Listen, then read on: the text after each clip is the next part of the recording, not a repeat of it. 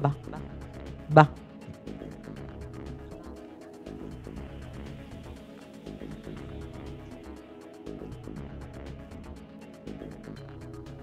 Bonjour à vous tous.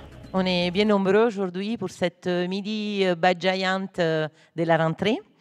Donc aujourd'hui, on va avoir le plaisir d'accueillir Florent Legrand. Florent, il a suivi une formation initiale de paysagiste, puis un diplôme de l'UGA d'une licence en gestion des aménagements paysagers et en biodiversité et développement durable. Et il a continué avec un parcours master en écologie et développement durable orienté vers la gestion des espaces naturels à l'Université catholique de l'Ouest. Et il a rejoint le COA en Grenoble 2021 dans le service de vie du centre et il est responsable des espaces verts. Alors, grâce au COA et 63 hectares de la presqu'île, il peut exprimer son savoir-faire et porter de nouvelles réflexions sur la gestion et l'aménagement des écosystèmes urbains.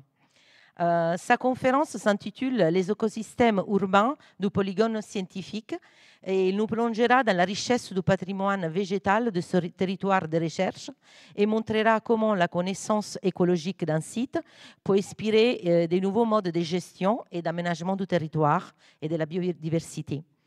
Également, nous accueillons aujourd'hui Christine Simons, bonjour, voilà, qui est responsable de l'unité biodiversité et agriculture urbaine au sein de la direction Nature en Ville à la ville de Grenoble. Et Christine est ingénieure agronome de formation. Donc, elle travaille depuis le début de sa carrière sur les thématiques environnementales et elle intervient en seconde partie de la conférence pour nous faire un panorama sur l'espace public, les modes de gestion et les techniques d'aménagement favorables à la biodiversité. Voilà, avec une thématique si riche, une bonne conférence à vous tous. Merci. Merci pour cette introduction. Je ne sais pas si le micro marche. Oui, le micro marche. Bonjour tout le monde. Encore un vrai plaisir de pouvoir reprendre la parole sur le sujet des espaces verts. Donc, on avait déjà fait des sujets, mais vraiment sur le site du CEA. L'idée, c'était d'ouvrir un peu les frontières sur la vision de l'environnement, sur la vision des écosystèmes. Et du coup, voilà, donc ce sujet, les écosystèmes urbains du polygone scientifique. Donc voilà, moi, je prendrai un peu la parole dans un premier temps pour présenter vraiment les milieux présents sur la rive gauche, donc on va dire la rive scientifique de l'avenue des Martyrs. Et puis Christine vous présentera un peu l'espace public. Mais avant de commencer, je veux déjà remercier l'ensemble des personnes qui m'ont aidé à faire cette présentation. Donc déjà les équipes de la mairie de Grenoble et puis l'ensemble des personnes qui m'ont fait visiter les différents sites du polygone à travers leurs espaces verts, ce qu'ils vivent dedans, ce qu'ils ressentent. Mais avant de commencer, là, le vif du sujet, je voulais reprendre un peu quelques notions d'écologie de base pour qu'on puisse tous appréhender en fait cette conférence avec les mêmes notions. Donc déjà, dans un premier temps, on va beaucoup parler d'écosystèmes et on va voir, donc je vous présente 4 premières images. Donc une forêt de sous-bois, des prairies alpines, des rivières, et sans définition pour le moment, et avec vos connaissances, je pense qu'on est à peu près tous d'accord pour dire que ce sont des écosystèmes. Et toujours sans définition, on peut se demander si ces paysages sont aussi des écosystèmes. Donc on a une friche arbustive, on a un tronc en dégradation, on a une friche herbacée. Donc peut-être que la notion d'écosystème est un peu plus compliquée à comprendre, et pourtant, c'en est tout autant. Alors plutôt des écosystèmes dégradés. Mais pour comprendre voilà, cette notion, vous voulez juste reprendre une petite définition. Finalement, un écosystème, c'est juste la rencontre entre du vivant et son support. Donc voilà, des supports aussi petits soient-ils. Et donc pour comprendre ensuite les écosystèmes, qu'ils soient petits ou grands, ils évoluent selon leur cycle biologique. Donc on retrouve sur le gauche du graphique l'écosystème de la friche herbacée, où on a une première interaction entre les espèces végétales, les bactéries dans le sol, et au fur et à mesure du temps, au fur et à mesure des cycles biologiques, l'écosystème se développe et on arrive jusqu'à un stade mature. Tout ça pour représenter le fait que la diversité des écosystèmes, ça c'est vraiment le pilier de la diversité biologique au fur et à mesure du temps. Donc maintenant qu'on a à peu près cette notion, on va essayer de se dire par rapport à un écosystème ce qu'il en est et donc essayer de le caractériser. Du coup, on reprend une magnifique définition. Caractériser un écosystème, ça peut être répondre aux questions de qui vit, où et comment ça fonctionne. Dans le sens où, quand on veut regarder un espace, qu'est-ce qui vit là-dedans, quel insecte est présent, quelle variété de plantes est présente, quel mammifère. Et ensuite, c'est sur quoi ils vivent. Est-ce qu'on est plutôt sur un milieu humide, sur un milieu sec, sur de la roche, sur du bois, sur de l'eau. Et enfin, c'est comment ça fonctionne. C'est qui mange quoi, qui niche ici, qui se repose. Donc voilà, c'est essayer de décrire un peu les éléments qu'on voit. Donc on les revoit aussi à travers ces deux photos. Dans l'idée, voilà, c'est apprendre un milieu, essayer de le décrire par rapport à ses composantes, mais surtout aussi d'éveiller nos sens sur la diversité des écosystèmes qu'on peut trouver. Et maintenant, on peut essayer de se demander, la petite araignée ou le papillon qu'on a vu sur la photo précédente, va peut-être falloir qu'elle se déplace aussi dans l'environnement. Et en milieu urbain, on peut imaginer que c'est compliqué de se déplacer avec l'ensemble des infrastructures. Donc on reprend une définition pour essayer d'exprimer le fait de la connectivité écologique. Et du coup, en fait, c'est juste la capacité d'un paysage à permettre aux organismes de se déplacer. Donc, par rapport à leur milieu de vie classique, jusqu'à des zones de reproduction, d'alimentation, de repos. Et donc, on utilise souvent un petit schéma assez classique pour exprimer le fait que dans un territoire, dans des paysages, on va essayer de mettre en évidence des grands réservoirs de biodiversité dans lesquels on va devoir trouver ces connexions, ces corridors, donc soit des corridors linéaires par des grands alignements d'arbres, par des kilomètres de haies bocagères, ou alors des corridors un peu plus fragmentés par des petits espaces verts de différents écosystèmes différents. Donc l'idée de cette continuité écologique, ce déplacement des espèces, c'est surtout pour permettre aux espèces de coloniser des nouveaux territoires, surtout aussi pour permettre un bon brassage génétique entre les différentes espèces, et donc aussi limiter les accidents quand on est plutôt sur un milieu urbain. Donc voilà, pour reprendre les deux petites images faciles à comprendre sur ce que nous, on a besoin en tant qu'hommes pour se déplacer, et par contre ce que la faune ou la flore a besoin de se déplacer.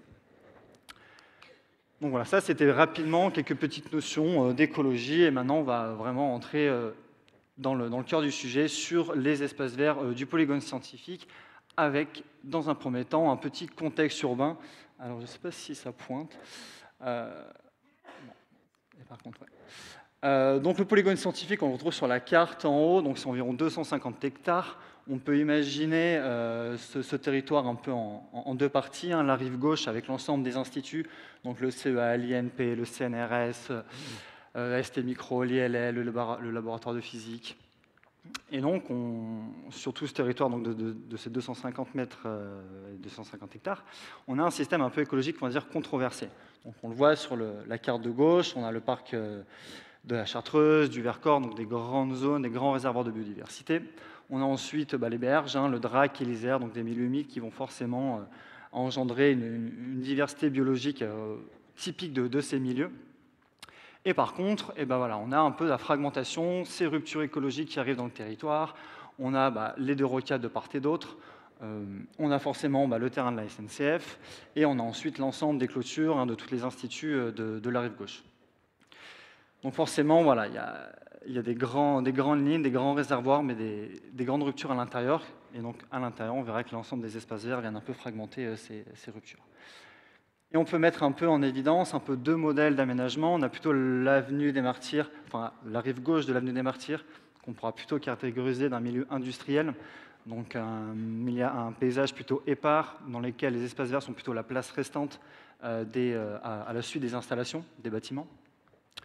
Et sur la rive droite, plutôt un modèle urbain, un paysage qui est plutôt organisé en système de quadrillage. On le retrouve très bien sur sur le Cambridge, le quartier de Cambridge, hein, juste sur la droite. Et les espaces verts, par contre, sont vraiment le résultat d'une réflexion d'aménagement. Et donc, quand on parle d'espaces verts, on reprend donc, ces 250 hectares de polygones scientifiques. Donc, moi, je vais plutôt me concentrer, hein, comme on l'a dit, sur la rive gauche, la rive scientifique. Donc, sur la rive gauche, c'est plutôt 125 hectares. Sur toute cette rive gauche. Et sur ces 125 hectares, on a à peu près une trentaine d'hectares d'espaces verts. Donc on va les répartir, on va dire, en deux grands paysages. Donc les grandes entités paysagères, on va les retrouver au sud, côté CEA, et au nord, côté ESCRF. Donc voilà, c'est les deux grands propriétaires. Et à l'intérieur, on va retrouver l'ensemble des petits instituts qui auront des plus petits espaces verts et qu'on va venir décomposer juste maintenant. Du coup, le milieu, on va dire, le mieux représenté sur le polygone, de par les surfaces qui représentent, c'est les grandes prairies. Donc, vous allez voir, pour chaque, on va dire, écosystème qu'on va présenter, on rajoutera des petites caractéristiques en fonction de leur rôle biotique. Donc vraiment les rôles qui vont induire une activité biologique, les espèces qui peuvent être associées, enfin les groupes d'espèces, les cortèges d'espèces, et ensuite les rôles abiotiques, donc des rôles écologiques, mais qui n'induisent pas forcément directement le vivant. Donc ces grandes prairies, donc bien représentées, hein, ESRF, CEA, on en trouve aussi des belles côté CNRS et du laboratoire de physique. Donc la plupart de ces milieux, hein, grands milieux verts, milieux secs, pas d'utilité par le public, donc on est vraiment des milieux sur la libre évolution des espèces, on n'a que des entretiens plutôt extensifs, hein, donc plutôt des fauchages milieu et fin de saison. Et donc vraiment des espaces primordiaux pour le refuge des espèces, un peu d'habitat, cette création aussi d'alimentation pour l'ensemble des espèces. Et voilà, des grandes sources aussi, hein, d'infiltration de l'eau, un peu de production de biomasse. Donc c'est vraiment des très beaux milieux. Et quand on se balade dedans, on n'a pas toujours l'impression, enfin, depuis l'extérieur, qu'on peut avoir ce type de paysage. Donc voilà, vraiment des prairies de qualité. Toujours sur cette strate herbacée, mais maintenant sur des plus petits morceaux, on l'a dit, hein, côté CRF et CEA, on a plutôt des grandes prairies. Mais ensuite, chez tout le monde, chez ST, chez CNRS, on retrouve voilà, tous ces petits bouts de prairies. Là, on retrouve par contre une utilisation pour le public. Donc, on a des entretiens qui sont un peu plus réguliers, mais voilà, qui permettent, on se souvient un peu ce système de corridors en pas japonais. Et on en reparlera un peu pour les aménagements aussi de ces zones. Maintenant, on reprend un peu de hauteur sur les strates de végétation. On peut aborder voilà, les écosystèmes, les milieux des alignements d'arbres.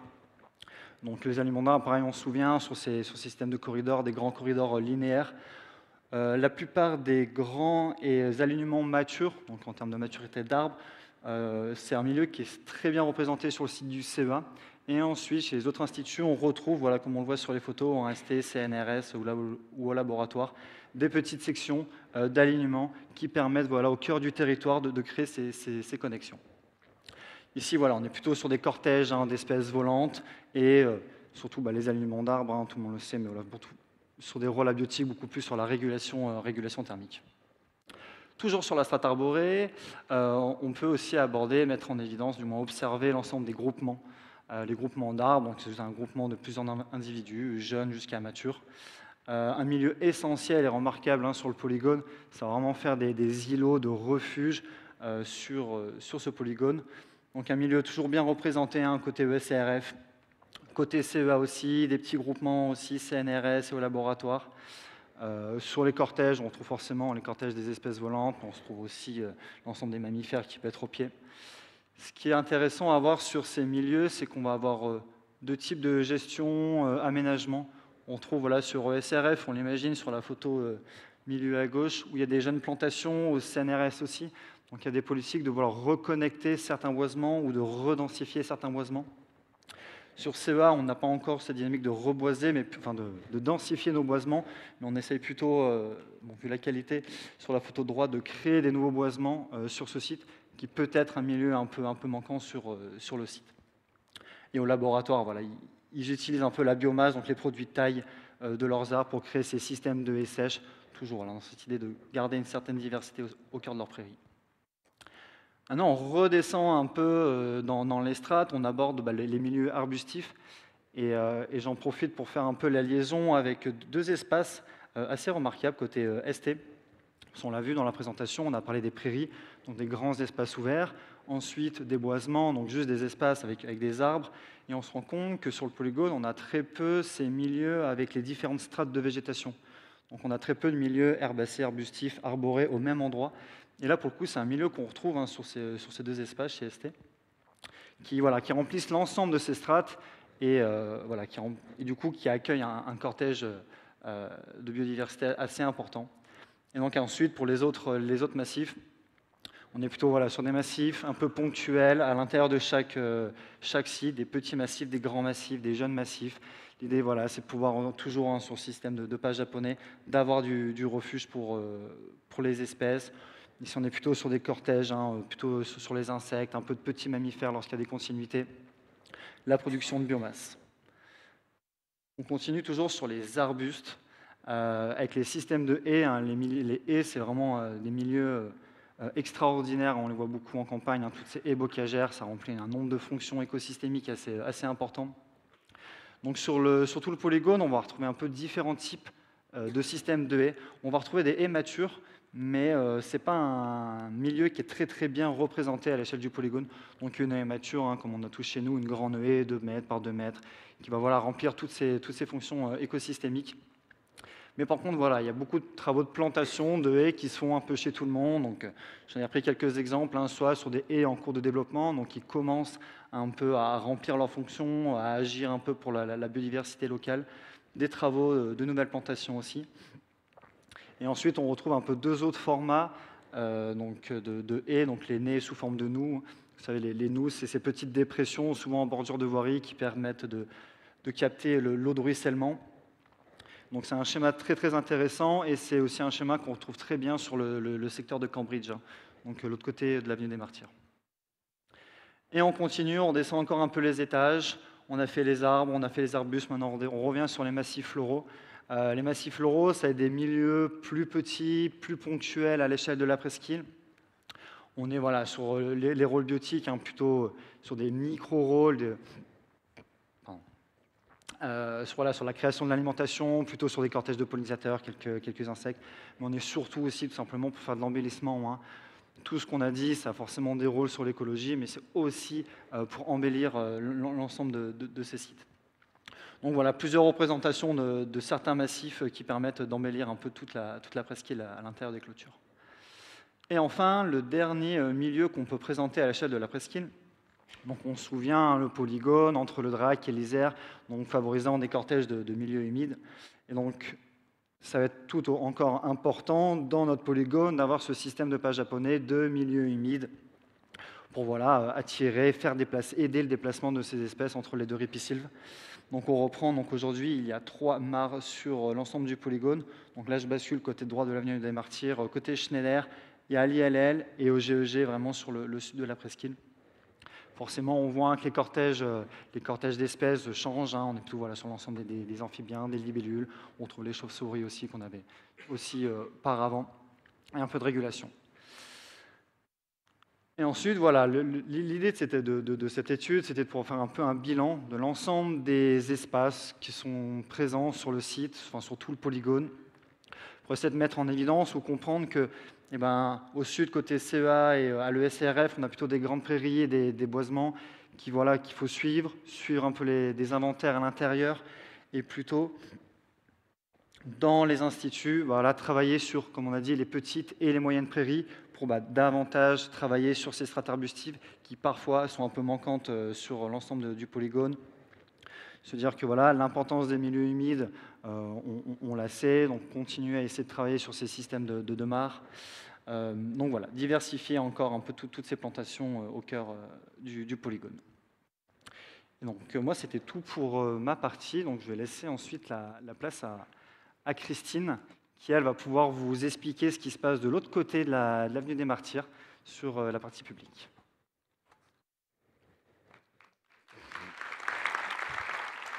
Alors, je sais pas...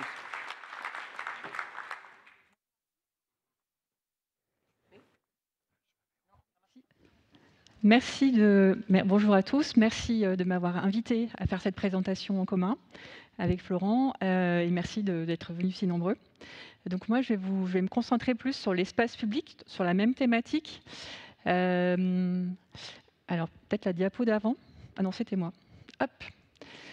Donc l'idée, c'était de faire le panorama sur l'espace public, de vous montrer un peu les modes de gestion qu'on a, les petits aménagements qui ont pu être faits, qui sont favorables à la biodiversité.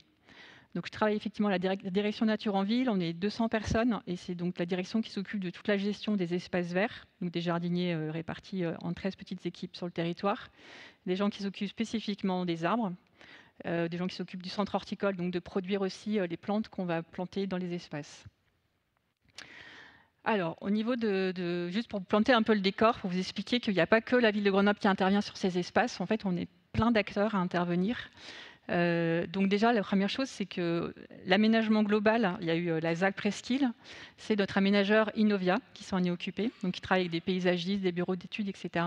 Et donc, il y a un archi-chef qui va définir le devenir en fait, de la Presqu'île depuis, en gros, le début des années 2010. Ensuite, on a les institutions publiques qui sont gestionnaires de différents espaces selon la propriété. Donc, on a la ville de Grenoble.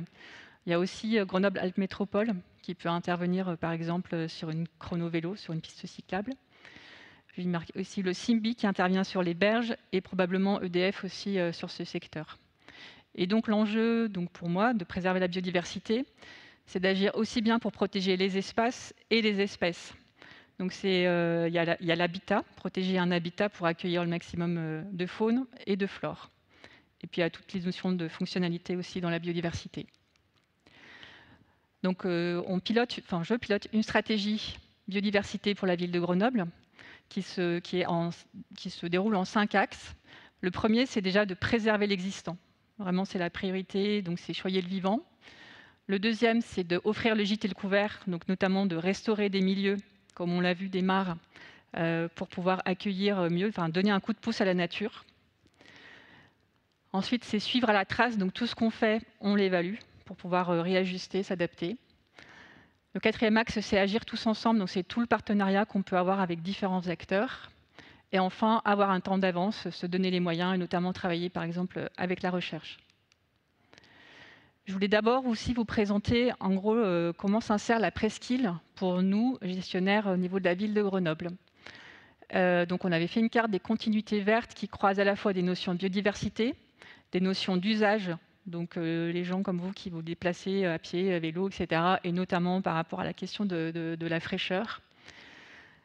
Et donc à partir de cette carte, on peut voir que la presqu'île, donc toutes les zones qui sont en grisé, en fait, c'est ce que nous on a défini comme étant les zones à défi.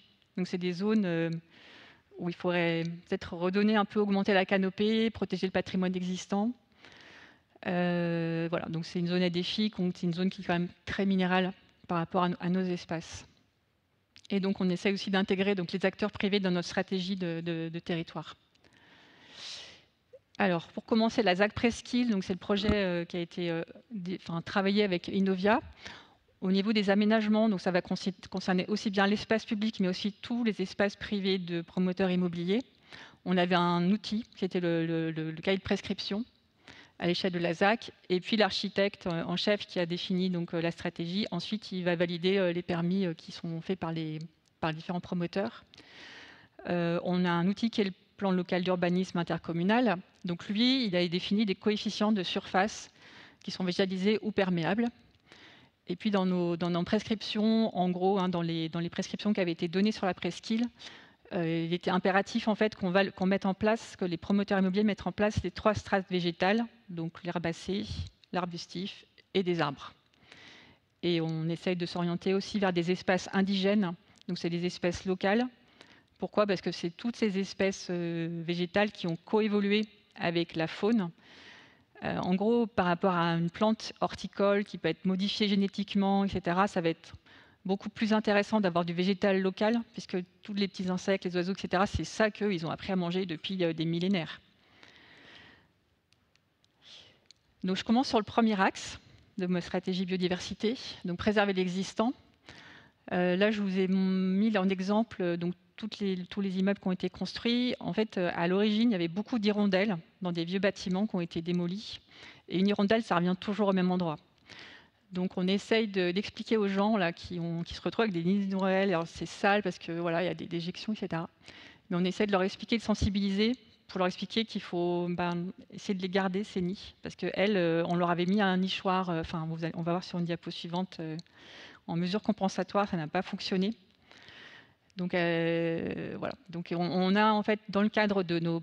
Quand on instruit maintenant des permis de démolir ou des ravalements de façade, on est vigilant, on prévient en fait les pétitionnaires qu'on a une connaissance sur les hirondelles ou martinets qui sont des espèces protégées. Et puis un deuxième outil que je vous ai cité qui va bientôt, vous allez être bientôt sollicité, c'est qu'on a classé tout le patrimoine arboré de la ville de Grenoble, donc soit sur espace public que sur espace privé. Donc ça, c'est inscrit dans le plan local d'urbanisme intercommunal.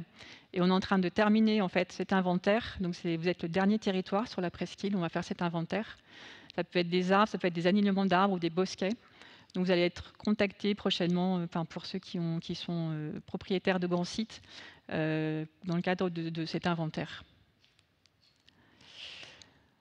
Ensuite, au niveau de la gestion des espaces verts, on a une gestion qui se décline en 3 modalités de gestion. Donc la première, c'est horticole. On n'en a pas sur la presqu'île. Donc c'est des petits espaces, voilà, qui vont être très pour l'embellissement. Le deuxième, c'est la gestion classique. Donc c'est tous les espaces qu'on voit en jaune. Et enfin, la gestion naturelle. La gestion naturelle, donc classique, on vient très souvent tondre, etc. Et enfin, la gestion naturelle, là, on laisse la nature s'exprimer, donc c'est de la végétation spontanée. Et on va venir faucher 1 à 2 fois par an. Et ce qu'on voit sur la presqu'île, c'est qu'on a quand même, c'est vraiment des micro-espaces qu'on gère. On a donc un nouveau parc, on le verra, mais... Et donc le hotspot de la biodiversité sur la presqu'île, c'est les photos qu'on voit, c'est la place de la Résistance.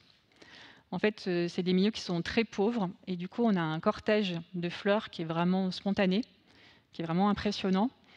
Donc là, on a de la on ne voit pas bien, mais on a de la vipérine, du sainfoin, de la mauve, etc. Donc c'est des espaces qu'on va laisser en végétation spontanée. Et on vous a aussi mis des petits bancs. Apparemment, il n'y a pas grand monde qui vient, mais n'hésitez pas à venir. Normalement, on tombe pour faire un petit passage pour que si vous voulez venir entre midi et 2 manger un sandwich, vous êtes les bienvenus. Enfin, donc le deuxième axe, donc restaurer les milieux. Donc là, on va aménager, donc, comme on a vu sur des mares, il y a eu la mare qui a été faite au parc Bertie-Albrecht. On fait des prairies fleuries. Donc là, en fait, on est dans le dispositif où on donne un coup de pouce à la nature. C'est-à-dire que là, aujourd'hui, la biodiversité, il y a un enjeu d'effondrement. Et donc, on ne peut pas que laisser des choses pousser spontanément. On donne aussi un coup de pouce, et notamment par rapport à l'eau. L'eau a vraiment beaucoup disparu de Grenoble. Pendant les canicules, sécheresses, etc., l'été, c'est important en fait que la faune, notamment les oiseaux, ils aient de quoi s'abreuver. Voilà, on met en place des nichoirs, des petits hibernaculums, c'est des petits refuges pour les hérissons, notamment. Et donc, zéro tel insecte, voilà, on en reparlera peut-être au moment des questions. On associe aussi donc, les acteurs privés, donc on fait du don d'arbres, ça s'appelle le projet qui s'appelle Végétalista Ville, et du conseil au privé, donc certains, notamment le CEA, en ont bénéficié. Voilà, donc c'est aussi pour les entreprises. Et puis on se bat aussi sur les espèces exotiques envahissantes. Donc on en a 6 prioritaires que j'ai cités là, notamment l'ambroisie qui provoque des allergies. Et on essaye d'arracher, de venir pour éviter. En fait, ça fait partie des enjeux pour la biodiversité, puisque ces espèces, par exemple, certaines émettent des toxines, elles vont empêcher le végétal local de pousser. Troisième axe, on évalue. Donc on a 3 indicateurs. Je vais vous en présenter 2. Donc on fait du suivi de la faune et de la flore. Donc on a le suivi papillon, avec notre petit outil de reconnaissance. Donc là, on a une dizaine de jardiniers au niveau de la ville qui font ces inventaires 3 fois par an. Ça nous permet, nous, de voir comment la gestion qu'on a peut favoriser ou pas la faune. En fait, le papillon, c'est un indicateur. On a aussi un partenariat avec les différentes associations. Donc la LPO fait des inventaires d'oiseaux. Et puis Gentiana, qui est une association de botanistes, fait des inventaires sur la flore. Donc ça, c'est vraiment l'outil le plus intéressant pour nous, ces inventaires flore, parce que c'est assez stable dans le temps. Et c'est ce qui nous permet d'avoir fait évoluer nos pratiques, notamment d'avancer nos périodes de fauche. On a un temps d'avance, donc ça c'est tout, comme je disais, c'est travailler aussi avec les acteurs de la recherche.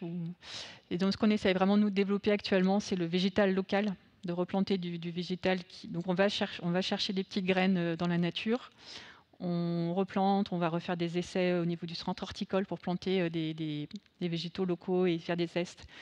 Alors il faut savoir que si ça n'a pas été mis jusqu'à présent, c'est parce que c'est pas aussi poussif, aussi joli, les durées de fleurissement sont moins intéressantes. Donc là, je vous ai mis ça c'était des plantes messicoles, donc c'est des plantes d'accompagnement des moissons normalement, qui sont normalement dans la nature en campagne avec le blé. Donc là, on a du coquelicot, du bleuet, etc. On va en ressemer cette année, donc sur le parvis de Minatek. Et l'année dernière, on les avait mis sur les contre-allées, enfin sur le terre-plein central. Mais bon, ça n'a pas forcément très bien marché. C'est des plantes qui détestent la concurrence. C'est pour ça que ça marche bien, Place de la Résistance, c'est qu'on a des terrains qui sont très, très, très pauvres, en fait. Et dans les milieux pauvres, en fait, on va avoir plus de diversité floristique parce que toutes les plantes qui n'aiment pas la concurrence, elles vont pouvoir enfin pousser. Elles n'ont pas toutes les autres qui vont venir les embêter. Voilà, je vous remercie pour votre attention.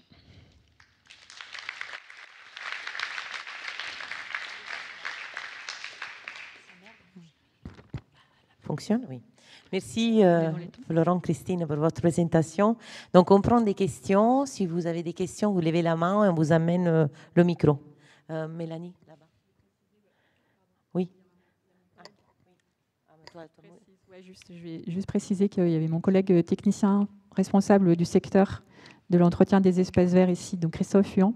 Je lui propose de venir avec nous sur scène, comme ça, si jamais il y avait des questions vraiment spécifiques d'entretien, peut-être qu'il pourra amener des compléments. Merci à lui d'être venu. Il faut ouvrir les micros. Merci pour ces exposés très intéressants. J'ai une question par rapport à l'eau.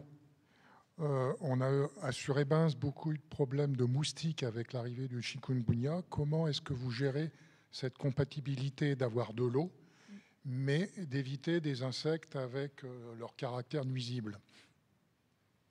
Je prends la main. Donc c'est une question qui revient tout le temps, hein.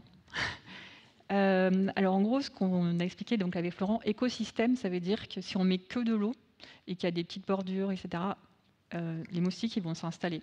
Et donc là, dans nos mares, on plante, en fait, on fait des plantations aquatiques pour favoriser les libellules, les amphibiens, etc., qui normalement sont des prédateurs, en fait, des larves de moustiques. Et en fait, les moustiques, eux, ce qu'ils aiment, c'est vraiment avoir des petits fonds d'eau. C'est genre dessous des coupelles sous des pots de fleurs. En fait, on est plus embêté finalement au cimetière, par exemple. Le cimetière, c'est ingérable. On va plus être embêté dans ce genre de situation qu'autour de nos mares. Parce que si on met tout en œuvre pour avoir tout l'écosystème, tous les prédateurs présents, ça nous pose pas de soucis particuliers, quoi. Tous les endroits où on a des mares, on n'a pas spécialement... Enfin, forcément, il y a des moustiques comme partout, mais je veux dire, ils peuvent venir aussi des immeubles autour, quoi. Et les réservoirs d'eau, apparemment, la principale source, c'est les réservoirs d'eau. Tu veux dire quoi? Également les chenaux aussi, qui sont très prolifiques pour les moustiques. Là, par exemple, la place Nelson Mandela, comment dire, il faut que l'eau soit stagnante. Ici, c'est pas le cas, donc il n'y a pas de larves de moustiques. Et les mares, c'est, voilà, comme le disait Christine, les auxiliaires, etc. Normalement, ça fait le boulot, quoi. Donc il n'y a pas de crainte, on va dire. Il y a peut-être un léger risque au début, le temps que... Ouais, moi non, je sais, mais il faut prendre ça quand même. Normalement, il y a peut-être au tout début de l'installation de la mare, le temps que l'écosystème se crée, que les espèces arrivent, je ne sais pas si ça marche. Là, il y a peut-être un risque, mais normalement, à terme, sur tous les retours d'expérience, on allait voir les différents sites, il n'y a pas plus de problème que ça. Et c'est aussi pour ça qu'on ne met pas de poissons dans les mares. C'est pour éviter qu'ils bouffent tout. C'est-à-dire non seulement les moustiques, mais aussi tous les prédateurs des moustiques. Voilà. Donc qui dit mare dit mare sans poisson, quoi.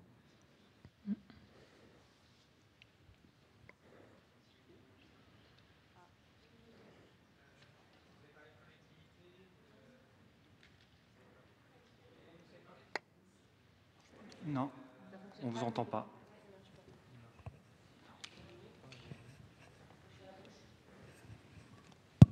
Si, il marche.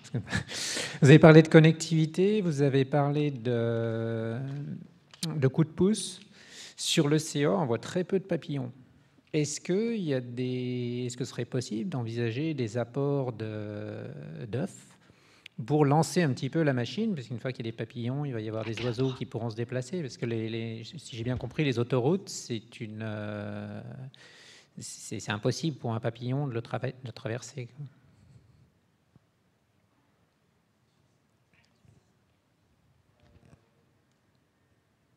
Je pense pas. Alors moi, je pense pas que rajouter des œufs, ça sera forcément l'idée ou la solution. Non, je pense que c'est surtout faire attention à nos prairies.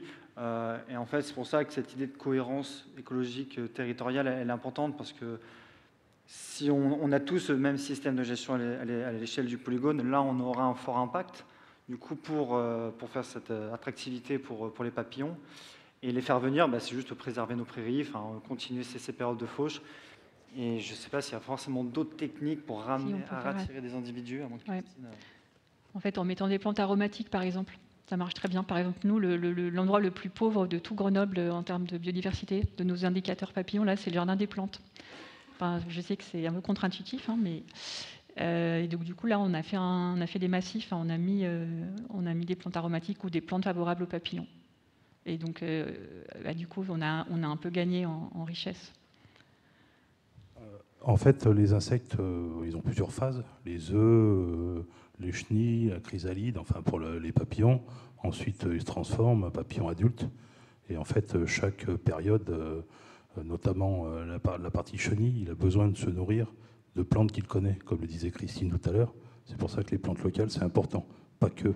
Parce que quand le papillon est adulte, il se fiche de manger des plantes, en fait. Ce qu'il veut, c'est butiner. Donc, ce qui veut dire que, par exemple, vous pouvez très bien faire un mélange de plantes locales, mais de plantes aussi qui peuvent être un peu mellifères ou nectarifères. Par exemple, il y a des plantes d'origine américaine qui marchent très bien pour attirer les papillons. Donc il y a plusieurs phases. On attire les papillons, mais si on veut qu'ils restent, il faut mettre des plantes locales pour que les chenilles puissent manger. Je ne sais pas si c'est pas trop compliqué, je ne sais pas.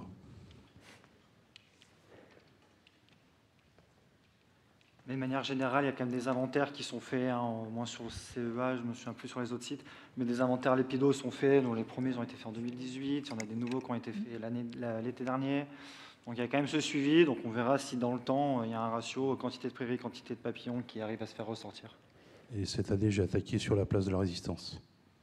Donc j'ai créé des transects pour qu'on puisse justement aussi, nous, ville de Grenoble, avoir aussi des indications. Et ça fonctionne plutôt pas mal. Il y a des résultats déjà. Oui, bonjour, merci pour votre exposé. Et à un moment donné, dans votre exposé, vous avez dit zéro nichoir, non, zéro hôtel à insectes. Pourquoi ? Alors les insectes, en fait, ils n'ont pas besoin de ça déjà. Ils sont très bien dans les arbres, dans les petits endroits. Enfin, ils savent très bien se débrouiller. Donc les hôtels insectes, ça a été intéressant, on va dire, pour la pédagogie. Donc nous, on en avait mis un à la caserne de Bonne. Mais en fait, il y a deux soucis avec les hôtels insectes. Le premier, c'est que tous les insectes, ils viennent vivre au même endroit. Et c'est comme nous, en fait, dans le métro, ils se transmettent leur maladie. Donc ça, c'est pas bon du tout. Et la deuxième raison, en fait, c'est qu'on a une abeille qui est arrivée par le port de Marseille, qui est exotique, et qui petit à petit, en fait, a profité de toutes les villes là, qui ont mis des hôtels insectes pour proliférer en France. Et celle-ci, en fait, c'est le mégaphile. Elle va tuer en fait les abeilles sauvages qui sont de chez nous. Donc voilà. Donc du coup, de toute façon, ça fait longtemps qu'on avait décidé de ne pas en mettre, mais c'est vrai que ce qui j'avoue, me hérisse un peu le poil, c'est que quand il y a une nouvelle construction, un nouvel immeuble, pour faire joli, dire qu'on s'est bien occupé de la biodiversité, on va mettre un hôtel insectes. Et voilà, ça n'a pas trop d'intérêt. En fait, il vaut mieux planter des prairies fleuries, enfin voilà, faire des choses plus. En fait, il vaut mieux leur offrir à manger que de leur offrir le gîte. En tous les cas, pour les insectes. Pour les oiseaux, c'est différent. J'en ai pas parlé, mais on a tout un projet de nichoir qu'on entretient, nous, service aussi. Là, il y a un vrai intérêt parce que ce qui s'est passé à Grenoble, c'est qu'avec tout ce qui est isolation des bâtiments, on a de moins en moins en fait, d'habitat pour les oiseaux. Donc là, ça fonctionne bien. Au niveau de nos nichoirs, on a à peu près entre 60 et 80% d'occupation de nos nichoirs sur la ville. Oui, je suis là. Merci. Merci pour toute cette présentation.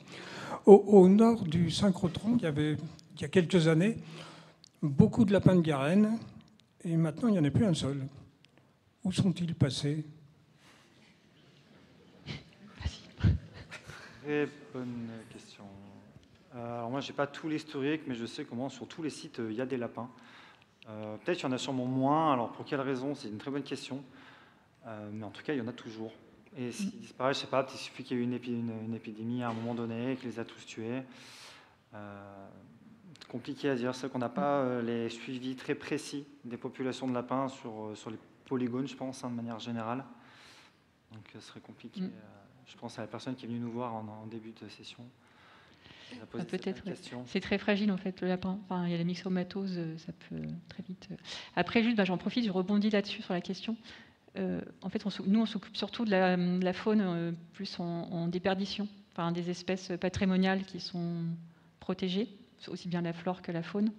Et c'est vrai que nous, on va pas faire de comptage de lapins parce que c'est une espèce qui est plutôt... Enfin, on n'a pas d'inquiétude en fait sur cette espèce actuellement, quoi. Donc voilà, juste en profiter pour dire que notre mission, elle est vraiment orientée vers les espèces patrimoniales.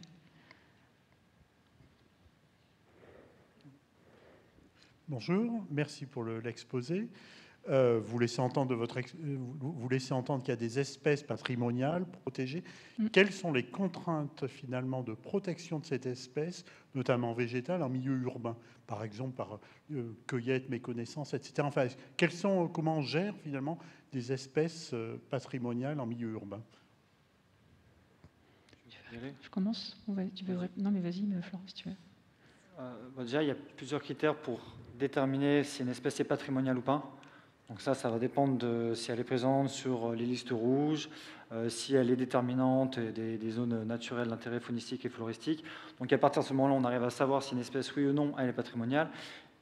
Et ensuite, sa dégradation forcément volontaire, elle est interdite, par bon sens. Et ensuite, sa dégradation si vous faites référence à des constructions, c'est toujours le pour et le contre des surfaces à détruire, enfin détruites, par rapport à quel type de projet. Et du coup, après, c'est toutes les mesures de compensation qui sont mises en place en vue de l'état des lieux, de l'inventaire qui a été fait sur les lieux. Donc c'est très compliqué, effectivement, je ne sais pas quel était le fond de la question d'interdire un projet par rapport à une espèce. C'est, voilà.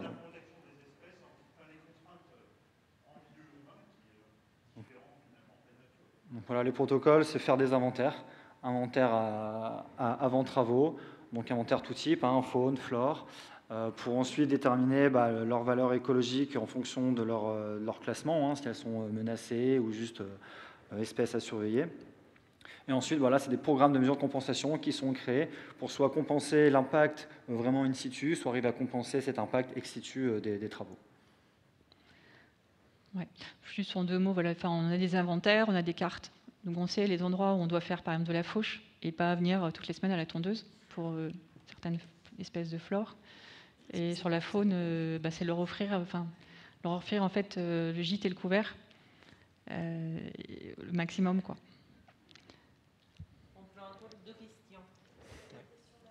Oui, merci. Moi, je voulais savoir si le fait de travailler sur des sites fermés était un frein au développement de la biodiversité, notamment le fait que ça bloque l'introduction de certains mammifères terrestres. C'est peut-être pour ça qu'il y a moins de lapins, en fait. Non, forcément. Bon, après, les mammifères, c'est pas forcément petits et grands mammifères, c'est pas forcément ceux qu'on va favoriser sur ces sites. Je pense dans un premier temps sur des sites industriels. La cohabitation entre expérimentation et petits mammifères, si on pense aux rongeurs, ce ne sera jamais, je pense, la bienvenue. Non, nous, c'est vraiment... alors, forcément, c'est des barrières, mais... Comment dire? Non, on va dire que le grand axe de travail sur le polygone, ce n'est pas les mammifères. hormis éventuellement les hérissons où il y a certains sujets. Mais sinon, le gros du travail, je pense que les grands enjeux sont surtout sur la flore et sur l'entomophore, donc sur l'ensemble des insectes, je pense. Bonjour, merci pour la présentation. J'ai une autre question un peu sur la suite des fausses bonnes idées. Sur le polygone, il y a aussi des chats dans les entreprises et il y a des salariés qui aiment bien protéger les chats, leur donner le gîte et le couvert, etc. De l'autre côté, c'est une catastrophe pour les animaux, pour les oiseaux principalement. Donc, comment on gère ça? Par rapport aux chats, Alors moi, si je peux prendre l'exemple, c'est vrai qu'il y a une protection, il y a une prise en charge des chats. Alors forcément, c'est compliqué parce que protéger les chats et protéger les oiseaux, ça ne va pas forcément ensemble. Mais par contre, eux, l'action qu'ils mettent en place, c'est de stériliser les chats. Donc c'est pour ça qu'ils préfèrent gérer les chats pour les stériliser, pour éviter qu'ils prolifèrent. Voilà, donc je pense que c'est l'aspect vertueux de cette protection des chats. Et après, ce qu'ils nous expliquaient, je ne suis pas non plus professionnel des chats, mais s'ils les nourrissaient bien, normalement, ils vont peut-être moins s'attaquer aux oiseaux. Donc ils les stérilisent, ils nourrissent très bien. Et normalement, mais forcément, il y a toujours ce risque qu'il y ait des attaques, c'est inévitable. Merci. Je vous remercie. Donc, on pourra continuer les questions si vous voulez. Il va y avoir un café à la suite. Donc, vous pouvez également poser d'autres questions lors de cette petite pause. Avant de partir, je voulais remercier les speakers, tous ensemble, Merci si vous voulez.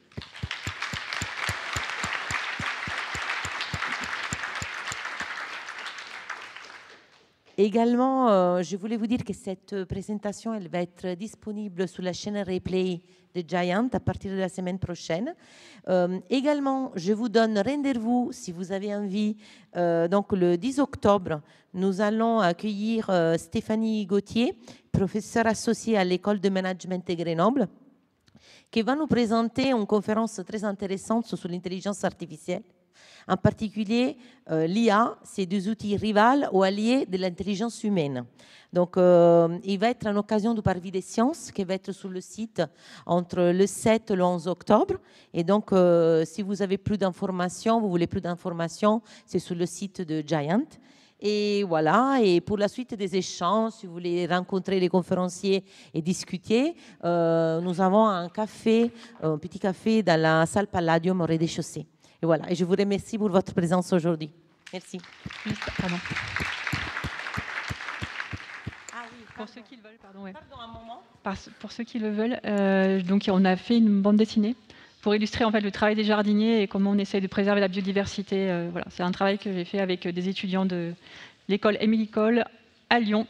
Merci à tous.